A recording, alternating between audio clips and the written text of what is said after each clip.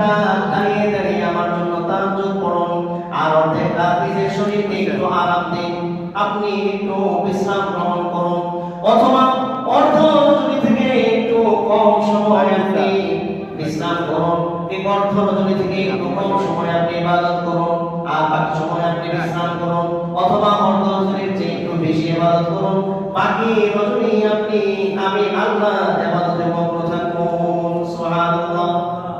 আল্লাহ পাক রব্বুল আলামিন নবীজিকে পরামর্শ দিয়েছেন সারা রাত এইভাবে তাহাজ্জুদের সালাত আদায় করতে করতে আপনার পা মোবারক ফুলিয়ে ফেলার দরকার নেই। তাহাজ্জুদ পড়ে, তাহাজ্জুদ আপনার জন্য জরুরি, কিন্তু আপনি অর্ধেক রাত আপনার শরীরকে একটু আরাম দিন। আপনি সারা রাত যদি তাহাজ্জুদ পড়তে পড়তে আপনার পা মোবারক ফুলিয়ে ফেলেন, আপনি অসুস্থ হয়ে যান, দিনের বেলায় কালিমার দাওয়াত ঘরে ঘরে পৌঁছাবে। আপনি যদি সারা রাত তাহাজ্জুদ করতে করতে অসুস্থ হয়ে যান, আপনার পা মোবারক ফুলে যায়, আপনার উম্মতকে জাহান্নাম থেকে বাঁচানোর ফিকির সারা দিন কে করবে? মোহতারাম নাযিরিন, এইজন্য আল্লাহ পাক রব্বুল আলামিন বলেন আপনি অর্ধেক রাত তাহাজ্জুদ পড়েন, ইবাদত বন্দেগী করেন, জিকির আজকার করেন, আমি আল্লাহকে সাধনা করেন, আর বাকি অর্ধেক রাত আপনি কি করেন? একটু শরীরকে আরাম দেন, বিশ্রাম করেন, ঘুমান, অথবা এর চেয়ে একটু কম, অথবা এর চেয়ে একটু বেশি। ওয়ারাত্তিলিল কুরআনা তারতিলা, এবং নবী রাতে বেলায় দাঁড়িয়ে দাঁড়িয়ে তাহাজ্জুদের নামাজের মধ্যে ধীরস্থিরতার সাথে শান্তভাবে তরতিলের সাথে আপনি কোরআনে কারীমের তেলাওয়াত করে আমার সাথে কথা বলেন। সুবহানাল্লাহ। মুহতারাম নাযিরিন, আল্লাহ রাসূল সাল্লাল্লাহু আলাইহি ওয়াসাল্লামের পূর্বাপর আগে এবং পরের জীবনের সব গুনাহ মাফ। আল্লাহ পাক রব্বুল আলামিন শুধু আমাদের নবীকেই নয়, সমস্ত নবী রাসূলদেরকে সর্বপ্রকার ছোট বড় সর্বপ্রকার গুনাহ থেকে আল্লাহ তাআলা কি রেখেছেন? হেফাজত রেখেছেন। সমস্ত নবীগণ মাসুম নিষ্পাপ, এটা হলো আহলে সুন্নাত ওয়াল জামাতের আকীদা এবং বিশ্বাস। কেউ যদি এর বিপরীত কোনো আকীদা তার দিলের মধ্যে পোষণ করে, তাহলে তার ঈমান থাকবে না। সমস্ত নবী রাসূলগণ মাসুম নিষ্পাপ নিরপরাধ, তাদের জীবনে ইচ্ছায় অনিচ্ছায় কোনো ধরনের ভুলভ্রান্তি হয় নাই। আল্লাহ তাআলা কুদরতিভাবে তাদেরকে হেফাজত করেছেন। তো আমাদের নবী, তিনি তো সাইয়্যিদুল মুরসালিন, সমস্ত নবীদের নেতা, সমস্ত নবীদের নবী, সমস্ত রাসূলের রাসূল, সর্বশেষ এবং সর্বশ্রেষ্ঠ নবী এবং রাসূল হলেন আমাদের নবী আকায়ে নামদার, তাজদারে মদিনা, হাবিবুল আম্বিয়া, হাবিবে কিবরিয়া, ফখরুল আম্বিয়া, সাইয়্যিদুল মুরসালিন, খাতামুন নবিয়্যিন, হযরত আহমদ মুজতাবা মুহাম্মদ মুস্তাফা সাল্লাল্লাহু আলাইহি ওয়াসাল্লাম। তিনি তো হলেন সর্বশ্রেষ্ঠ এবং সর্বশেষ নবী রাসূল। তাহলে আল্লাহ রাসূল কেন সারা রাত তাহাজ্জুদ পড়ে পড়ে পা মোবারক ফুলিয়ে ফেলতেন? এই প্রশ্ন জাগে কিনা? আম্মা জান আয়েশা সিদ্দিকা থেকে বর্ণিত হাদিস, বুখারী শরীফের মধ্যে হাদিস এসেছে। বুখারী শরীফের মধ্যে হাদিস এসেছে, আম্মা জান আয়েশা সিদ্দিকা রাদিয়াল্লাহু তাআলা থেকে বর্ণিত। ওনার মনে ওই প্রশ্ন জাগছে, এইজন্য একদিন আল্লাহর নবীকে তিনি প্রশ্ন করেছেন।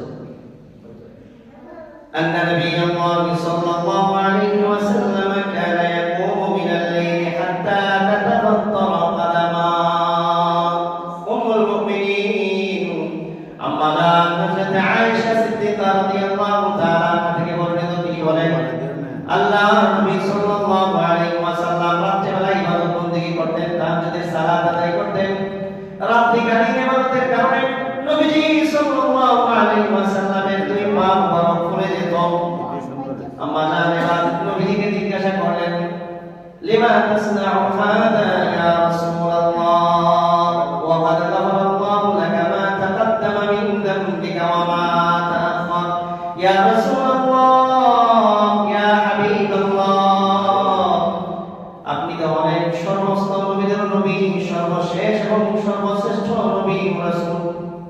আল্লাহ পাক রব্বুল আলামিন আপনার জীবনে পূর্বপর সমস্ত গুনাহ মাফ করে দিয়েছেন, আপনাকে মাসুম এবং নিষ্পাপ ঘোষণা করেছেন। তাহলে আপনি কেন রাত্রিবেলায় এত বেশি বেশি ইবাদত করতে করতে পা মোবারক ফুলিয়ে ফেলেন? আপনার তো এত বেশি ইবাদতের প্রয়োজন নেই।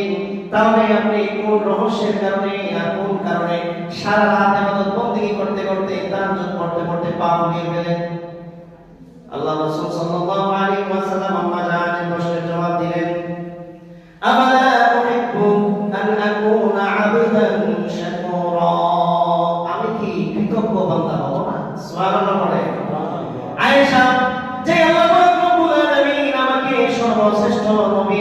রাসূলের আসন দান করেছেন, যে আল্লাহ ঘোষণা দিয়েছেন আল্লাহ সবচেয়ে শ্রেষ্ঠত্বের মর্যাদার আসন যে আল্লাহ আমাকে দিয়েছেন, যে আল্লাহ ঘোষণা করেছেন আমি হলাম সর্বশ্রেষ্ঠ নবী এবং রাসূল, যে আল্লাহ নিজে আমাকে মর্যাদা এবং সম্মানের জায়গা দিয়েছেন, সেই আল্লাহ কৃতজ্ঞতা, আল্লাহর নিয়ামতের শুকরিয়া এত বড় পাওয়ার পরেও কি আমি করব না?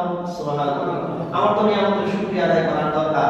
আমি কৃতজ্ঞ বান্দা হওয়ার জন্য, আমি নেমত হালাল বান্দা হওয়ার জন্য, আমি যেন আল্লাহর নিয়ামতের মূল্যায়ন আমার দ্বারা হয়, আমি যেন এই নিয়ামতের অকৃতজ্ঞ না হই, এই জন্য তাহাজ্জুদ করে আল্লাহর দরবারে চোখের পানি ছাড়ি আর এই শুকরিয়া আদায় করতে থাকি। সুবহানাল্লাহ। মুহতারাম হাজিরিন, তাহলে আল্লাহ তাআলার পক্ষ থেকে নিয়ামত পাওয়ার পর শুকরিয়া আদায় করা জরুরি কিনা? অবশ্যই। যদি আল্লাহ তাআলার পক্ষ থেকে নিয়ামত পাওয়ার পর কেউ শুকরিয়া আদায় করে, এটাকে মূল্যায়ন করে, আল্লাহ তাআলা নিয়ামত আরো বাড়িয়ে দেন। আর পক্ষান্তরে যদি নিয়ামত পাওয়ার পর কেউ এই নিয়ামতের নাশুকরি করে, অবমূল্যায়ন করে, তাহলে অকৃতজ্ঞ হয়, তাহলে আল্লাহ তাআলা তার জন্য এই নিয়ামতের দরজা আস্তে আস্তে বন্ধ করে দেন। মুহতারাম হাজিরিন, কারণ রাসূল সাল্লাল্লাহু আলাইহি ওয়াসাল্লাম ছিলেন মাসুম, নিষ্পাপ। আল্লাহ তাআলা যাকে মর্যাদা আসন দিয়েছেন, সেই নবীজি সাল্লাল্লাহু আলাইহি ওয়াসাল্লাম সারা রাত ইবাদত করতে করতে, তাহাজ্জুদ করতে করতে, কোরআন তেলাওয়াত করতে করতে আল্লাহর নবী কাটায় গেছেন, তার পাও ফুলিয়ে ফেলেছেন। আল্লাহ তাআলা ওনাকে পরামর্শ দিয়েছেন একটু কমান। সুবহানাল্লাহ। এই জন্যই বলতেছিলাম শীতকাল ইবাদতের বসন্তকাল, এই বড় রাত, এটা আমাদের জন্য বিরাট একটি গনিমত, আমাদের জন্য বড় একটি সুযোগ।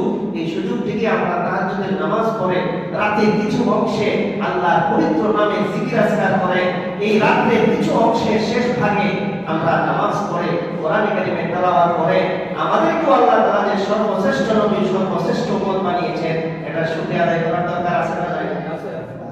আমরা তাহাজ্জুদ পড়ব তো ইনশাআল্লাহ। মুহতারাম হাজিরিন, এই তাহাজ্জুদ নামাজ পড়তে কি না?